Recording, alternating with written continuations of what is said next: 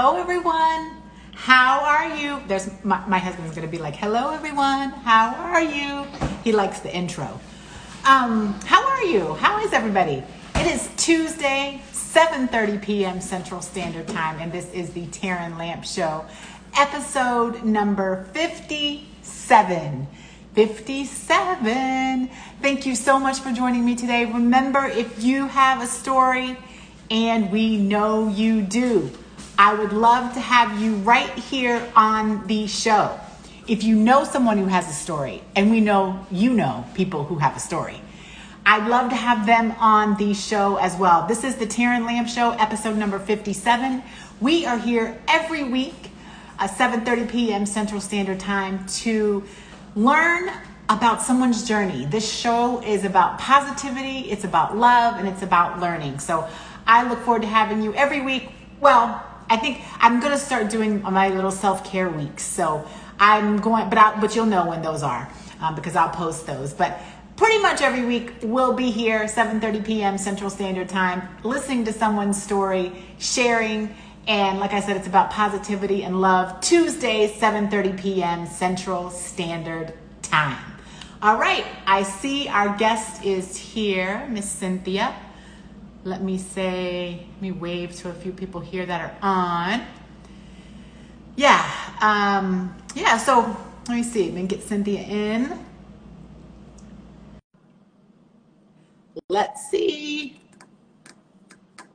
So let me know what you think, guys, about these. Hi. Hi. How are you? I'm great. How are you? Good. What do you think about my self-care weeks? I said I'm usually here every Tuesday, but I kind of decided like maybe I should do like a self-care week, like to 100%. right. Yeah, why not? I You know. absolutely This is should. my volume. Is my volume? I can't. My volume was down. Yeah, that's what I thought too. I don't know. I might enact that for myself. Hello, everyone that's joining us. This is the TERRAN Lamp Show, episode number 57. We have our beautiful guest, Miss Cynthia. You look great. I love them. Thank you. Trying to get the light so that you can see me in all my glory. Your earrings are great. Thank you. I have a friend who her business is making earrings, and oh my gosh, it's amazing. Wow. At Of Water and Clay. Check her out. She's amazing. It's what is it called again? At Of Water and Clay. Oh, nice. Okay, great. Yeah, they're beautiful. They look great on you. They're beautiful. Thank you. Well, thank you so much for joining me. I've got to tell everyone. So let me just tell you guys that Cynthia, so I met Cynthia through her husband, who was on here last weekend. And I told Michael, like, I really appreciate him coming on. And you too, because you agreed, like, sight unseen. You didn't know me from a can of paint. You were like, yeah, I'll come on. Sure. So, just thank you so much for your willingness. Each guest, volunteers to come on and share their story. And it's just by word of mouth. So I want to thank you for just, taking that leap and joining us here today. And I want you to tell your story, but I did post, I think you saw, I really want to actually learn more about, what you have going on, because like I said, one of my hot buttons or great things, that I feel like I'm learning to do and that I'm doing is being my authentic self at work. And so I liked that topic when you said that. I was like, I really like that. But share with us what you're up to and your journey and kind of how you got there. And thanks again. Absolutely. So, gosh, there's so much, but I'm a performer at heart. I'm a creative, and I like to, I don't know, just like be me. And I did that for a minute did all the auditions, drive to New York and Philadelphia and all the auditions and go-sees and all that. And I really, I took a break from school, and then I went back to school and took a break from school and went back to school. And eventually I got a bachelor's in organizational development. And all the while, and I started with college as a music major, and then I changed to theater, and then I changed to communications. And so I just didn't know what I wanted to do. And as I was, sort of in my sort of phase of performing and wanting to be famous, I realized that I actually needed to make money to live. Right? So So I decided to, I don't know, see what I wanted to do. And I was working at a company doing like payroll, which is really interesting because I'm not really a math person. But anyway, that's beside the point. What I loved about that role was building relationships with clients and just just talking to them and understanding them and their business and all that. And it's just kind of evolved into this HR role. And I ended up moving into, I've been in all facets of HR, business partner, manager, talent acquisition, but I ended up in a role as employee relations manager. And that, while it was the hardest thing I'd ever done, it really showed me a lot about myself and how I really valued people and their unique contributions that they bring, and how to help them to identify and solve their own problems, and communicate more effectively with other folks and really understand themselves more. And that just kind of led me down this road of employee engagement. And so, and employee experience. And so, years past, I've done several roles, and now I'm in a role where I'm director of employee engagement. And what that means essentially is there's three real buckets of the employee engagement sort of world. One is DEIB, diversity, equity, inclusion, belonging. Oh, okay. Yep. Leadership development, and then the employee experience or journey overall. And so taking all those things, sort of they align so magically to improve the employee experience or engagement overall. And they're really the foundation of a good experience and of a company. It's like the lifeblood of a company. And that, an engaged employee is what really helps a company be successful. Right. It helps with, what is that, retainment, I'm assuming? Yeah, of course. Yeah. Retainment, but even that, it's more about keeping folks. It's keeping them and them being happy to be there and willing to recommend that place is a good place to work. All of those things. Now, have you seen that? Because I feel like a little bit, I have, but have you seen it like really expand, especially over this past, year or two? Have you seen it really just take off? I mean, a lot of, I feel like companies are embracing it more. Is that a real thing that they're embracing more? Have you seen it really take off? Of course, but particularly the diversity inclusion side of it. Every organization after last year and all the racial inequities and injustice that happened in our world, all of that really told organizations that they need to have some sort of focus on that. And I personally don't think that having a separate sort of track of, oh, we have diversity inclusion in our organization. I mean, that's great, but it really should be part of all the overall strategy, all the business goals. Employee engagement is a thing, and it should be it shouldn't be separate. But companies have been, realizing that that's what they need. They need some focus on their people because that is their biggest asset. And so, yeah, folks are figuring it out. And, where years ago, oh gosh, not even years ago, but, companies were saying, oh, we want you to be happy. We want you to bring your full self to work. But I don't know that they really understood what that meant. And now, we're embracing folks in all their identities and all their uniqueness. And because really, it's like bring that and pair that with what's the job really require. And, I can just show up as me, looking like this, being my happy self, and I can still do my work. They really doesn't have anything to do with anything else, right? So why people don't hire folks for whatever reason, their personal biases, is just stupid. They just need to. Came up against any resistance? Of course, all the time. I mean, there's folks in leadership that don't necessarily think that they have problems. They're like, oh, we don't have a diversity problem here, or we don't have a problem with inclusion. People should feel happy to work here. They should be grateful. They're, I've never said anything, Mm-hmm. offensive to anyone, just not really knowing. But, bias is largely unconscious. And there's the whole thing with people say things they don't mean to say anything that's inappropriate or offensive, but microaggressions are a thing, micro Mm-hmm. insults, all those things. And so helping people to understand those things and educating them has been a game changer for the business world. Yeah, I think a lot of it is about understanding, right? Hmm. Like I wonder, the reason why I asked the resistance question, because sometimes I wonder if it's just about, resisting or just not knowing, or maybe a little bit of both, right? Yeah, yeah. A lot of it is just ignorance. They just don't know. Hmm. Yeah. Now, what things, I'm curious to ask you, because I can imagine in this role, you've also learned a lot of things about yourself. Mm. Hmm. Yeah. And I think What it starts there. that you've learned about you as you've. So, so I've had to learn how people experience me. So, what's it like being on the other side of Cynthia? Hmm. Um, because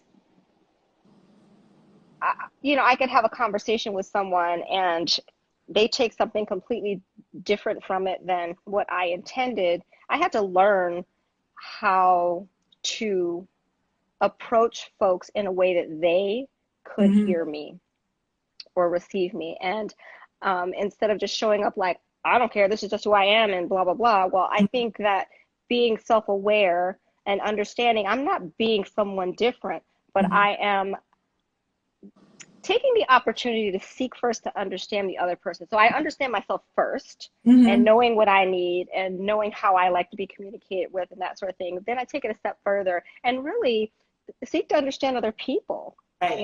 in all of my relationships. Like, how does Michael, my husband, how does he need to hear this? And I could come off and he's very sensitive and I would say something like, oh, just snap out orders or something. Hmm. And he would be just heartbroken. And I'm like, what's wrong with you? And I had to realize that my Hmm. tone affected him in a way that was different than how it affected me. Hmm. And so I learned about myself um, that I needed to know myself, but then really focus on my audience and whoever that was, Hmm. and and and adjust my style so that folks could communicate more effectively with me. And that goes, it sounds like, for right, the in the work and out of work, right? At any time, right? We all need to 100%. take that self inventory of how we, I like you said, how people receive you or how people see you. Yeah. And that's, I did a thing on LinkedIn not too long ago where I asked people, I think it was like asking people what my strengths were. And Mm-hmm. then I did a text message to multiple people asking them what my weaknesses were. Mm. Mm. Like, Mm-hmm. and it's interesting how people perceive you versus how, you might have perceived yourself as a weakness or a strength. So, I think when I'm creating my own experience, and specifically when we're talking about employee experience, to your point, it's how others might perceive me in the workplace, right? Mm-hmm. Mm-hmm. Yeah. And how, what are my strengths there. We also did the disc Mm-hmm. profile, the one of Yep. the profiles, and it was interesting because I just had a conversation today about learning other people their styles and then making that work as a team, because it's great when you have a team that are all Mm-hmm. different if you use those strengths in the right Mm-hmm. way. Yep. I'm an assessment junkie, so I love them all, like Enneagram, DISC, Myers-Briggs, Strength Finders, all of them. And I Mm-hmm. train on them too. So it's really helpful. And a lot of people are like, well, I don't want to be put in a box. You can't tell me who I am. And like, it doesn't put you in a box. In fact, it's the opposite. It helps you to Mm-hmm. understand yourself so much more that it allows for freedom in being who you truly are. And in that sense, you can really bring your full self, full circle, and bring yourself to work. Yeah, I think especially, do you think about people, like when you do those at work or with your company, do you think, because I wonder this too, like I'm going to share mine, with my team, You right? should. And so yeah, I think so too. I think there's no harm in that, right? So they Yeah. can understand like where I am, and then I'd love to hear. I'm interested to hear some of them and where they are, so how I can, Hmm. best relate to them, and Hmm. it'll be interesting. I haven't yet, but I plan to, and Hmm. I just wonder. So I'm glad you're an assessment junkies and you you go with them and you feel that they are a good part of like learning about you, you know, and how people receive you, and then showing up, you know, authentically. Tell us more about how that's gone, for maybe you know, on the employee experience side, or maybe for yourself, because I think one thing that's hard. I think it's hard to, you kind of mentioned earlier, like, you know, is everyone there yet where you can authentically show up? You know, what does that look like? Maybe share with us a little bit about that, because I think it's still hard. I mean, I try my best to do it. I think I do it well, but I can imagine that it's hard, and I can imagine it's hard to get others to do that as you work in employee experience and advocating for them to do that.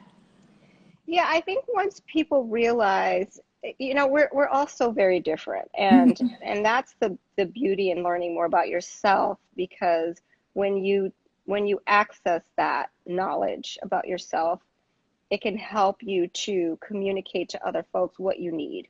And I have a problem right now. Well, not a problem, but you know, so different teammates, you know, do things differently. And you know, one individual is super sensitive, and the other is super direct. And those types of personalities often clash.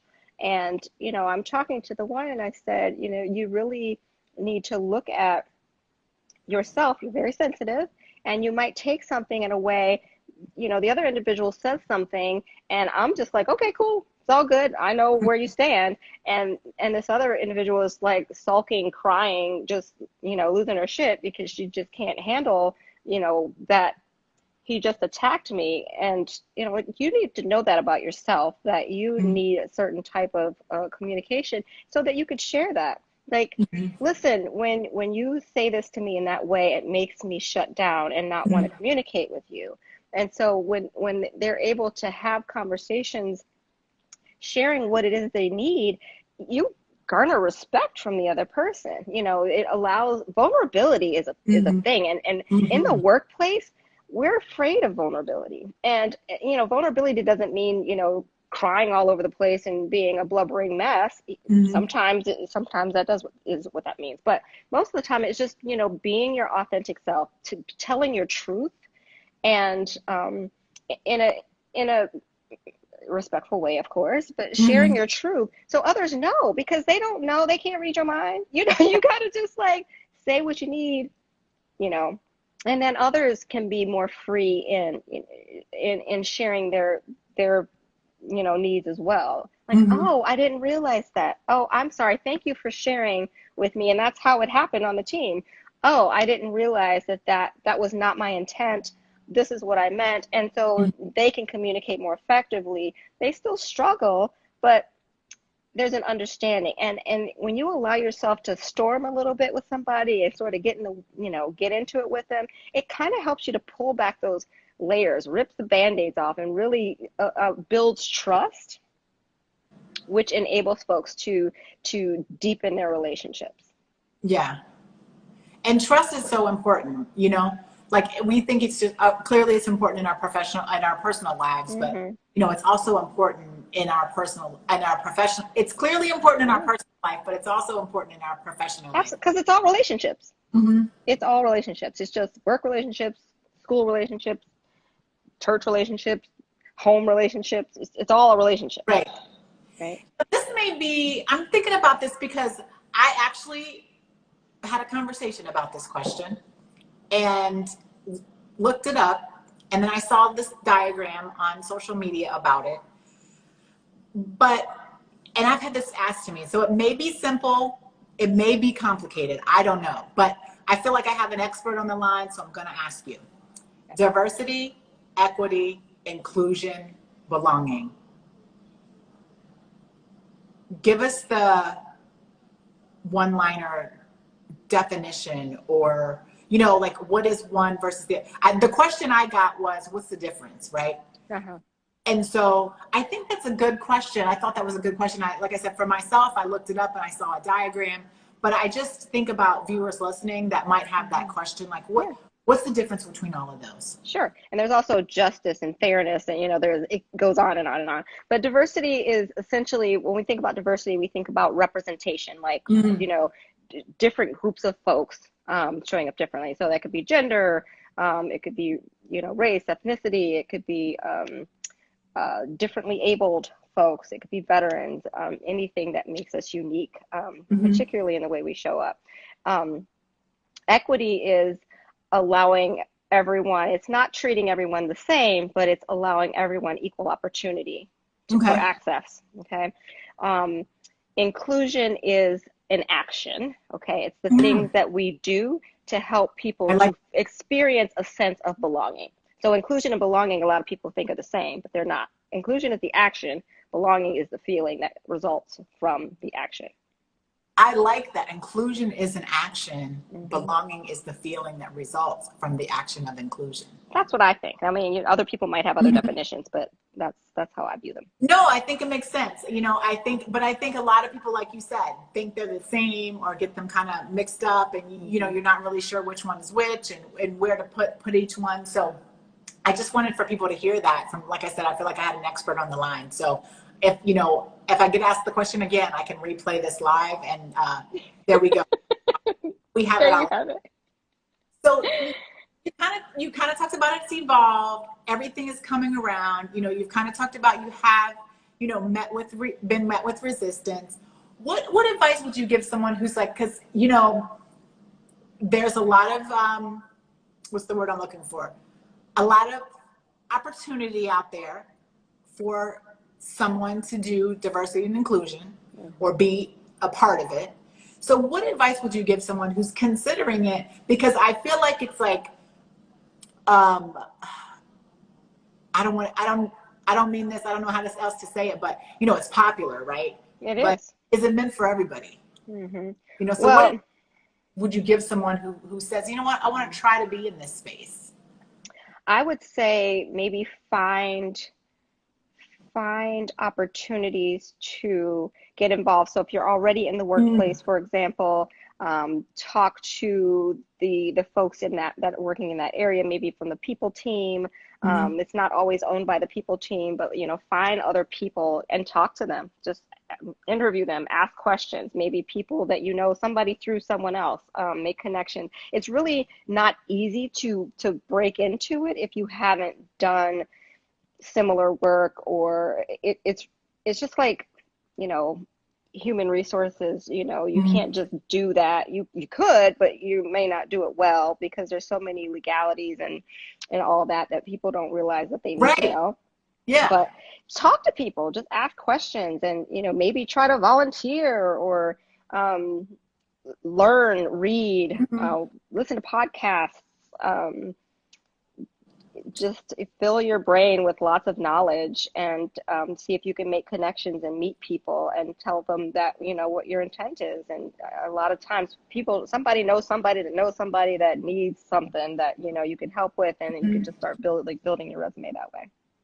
Yeah, because I feel like I said, I mean, I want, an expert on the line. I want an expert Mhm. in that area. It sounds great. And of course, we can all say, yeah, we're for it, right? We're Mhm. for it. We would love to be able to be in that space. But again, I've been in sales for 20 years. Mhm. So to put me in a role like that would be probably not, not best suited for me, right? Because Well, so not sorry to interrupt, but no, like a lot of people are like, okay, who owns diversity yeah. inclusion in the workplace? Well, everybody does. It's everybody's responsibility. Now, your Mhm. responsibility, your part may look different, but just because you're in Okay. sales, you're still part of it, because you're still responsible for you and bringing Mhm. your true I like self to work, and seeking to understand other people and learning how to respect other folks and being curious. Mhm. Diversity inclusion starts with curiosity, and that helps you to build empathy. So listening to people's stories and seeking to understand, and then are you able to, move that into communication and talking and Mhm. sharing and that sort of thing. But you've got to start with the curiosity and the empathy. Yeah, I think empathy. Hi, Clyde. By the way, he's sending us hearts. We got some hearts. That's Clyde actually. Do you know? No, you don't know Clyde. I He's don't in know, Clyde. too. Oh, cool. Yep. So Yeah, I think empathy is a big part of this, right? Hmm. It's being, you know, empathetic towards a lot of things. Hmm. And I don't know if it's one word I use sometimes is grace, Yes. you Yes. know, is having grace, because to learn, right? I think that you said, you know, if you want to be in this space and you want to kind of develop your role in it, you know, it's about learning. And I think as we learn, you know, it's important to give each other grace as we're learning, because Absolutely. there's, you know, there's going to be so many questions, like I said, especially as it's being more and more talked about in the employee experience and advocacy space. The questions are going to come out, and I think the questions are fair, you know. They um, are fair. And, it's like, when you think about, like, an example would be pronouns, using pronouns. And a lot of mhm, people don't understand what these, zer, he, she, they, it, we, that, like, I don't mhm. know what to say, so I just don't talk to them at all. I'm like, well, maybe if you were curious and, ask questions, can you, share with me, how, like, if you call someone her and they should be, they identify as they, ask them, say, I'm so, I'd like to thank you for the reminder of, Mhm. telling me that I used the wrong pronoun, but, can you share with me how I can, best, Mhm. do this in the future? Or, can you help me to understand, just ask questions. Yeah. And if it's an inappropriate question, then, they, again, grace, that's where grace comes in. Mhm. But folks want you to be curious. They want you to educate yourself. And the only way you're going to do that is you're going to make some mistakes, and that's okay. Yeah, I actually had that experience happen to me.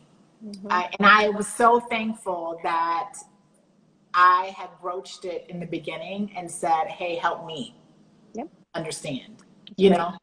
And then so when I kind of flubbed it up, if you will, you know, it was already out there that I could apologize and do better, right, and learn. Hmm. But that person wasn't upset with me, Yeah. you know.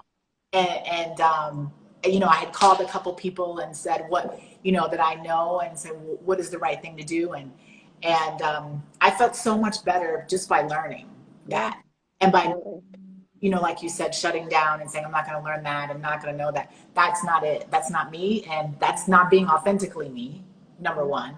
And Hmm. so it's me to be curious and to learn. But I to your point of just learning that exact experience happened to me. And I feel so much better for asking and Yeah. being, and then that person showed me grace. That's why, you know, I thought about grace, because it's like, okay, someone showed me grace in learning, and I can totally appreciate that. And Just as, that in itself is an act of inclusion.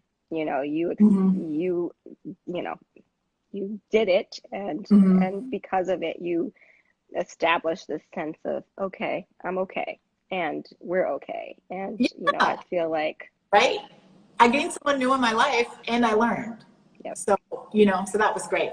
So we have 2 minutes. 2 minutes. I know it goes by fast, right? So I've been asking everyone this, and you've kind of brought it up a little bit at the end. I don't know if you watched Michael's interview, but I told him to tell you not to until I I asked you the didn't. same question. I was like, I didn't. so, so everyone on the line, everyone's listening knows I have cats. Okay. So I'm like, have one inside, and Cynthia, I'm saving 5 on the outside, but that's a whole nother talk show. So, you know, that saying curiosity and cats, curiosity Yeah. and cats.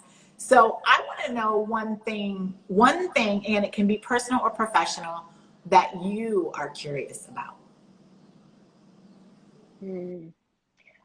I'm always curious about people. Like, I really am. I just love people, and, again, the unique values that they bring. And so Mhm. when I'm introduced to someone new or I meet someone new, I'm always curious to understand their story if they're willing to share it with me, because that helps me to build a relationship and to care for them in the way that, in the way that respects them and their wishes. So. Yeah, and you're right in your zone. Yeah, yeah, You're right in your zone. yeah. This is my calling. Like, I feel like I was Mhm. born to do what I do. So I'm That, very, very thankful. and it also sounds like, and I'm going to end because we're at the exact Yep. time, but it also sounds like when I'm listening to you, okay, so your personal your professional self is fighting for others to show up as their authentic self. And the good news is that you show up as your authentic self.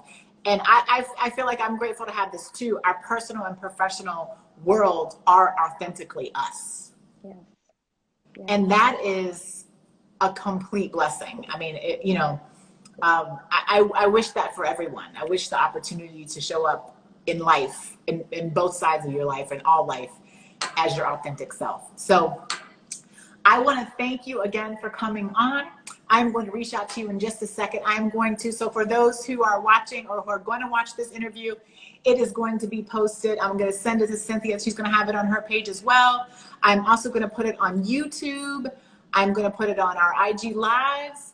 And just last week or the week before, I'm now on Apple Podcasts. Ooh. You can listen to all these interviews on either of those 3 platforms, Instagram, YouTube, and Apple Podcasts. And let me tell you, I need to hire some 5-year-old to keep up with all that, because I'm sure they would do a faster job than me. It's a lot. So I want to thank you. Thank you for coming on. Thank you for your willingness again to share with me, kind of, sight unseen, just meeting me and talking to me over the phone. And I look forward to calling you in just a second and catching up. Okay. And be good to yourself. Thank you for having me on. I really enjoyed it. Thank you so much. Talk to you soon. Thanks. Bye. Bye-bye.